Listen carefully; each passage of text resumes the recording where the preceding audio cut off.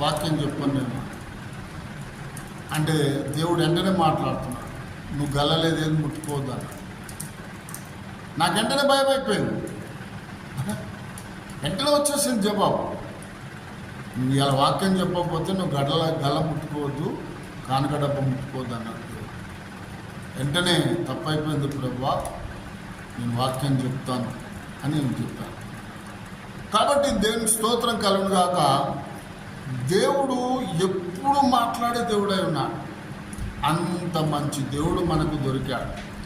అందుకే భక్తుడు అంటున్నాడు, ఎఫెసు సంఘానికి చెప్తున్నాడు, క్రీస్తు యేసు ముఖ్యమైనటువంటి మూలరాయి మనకు ఆయన.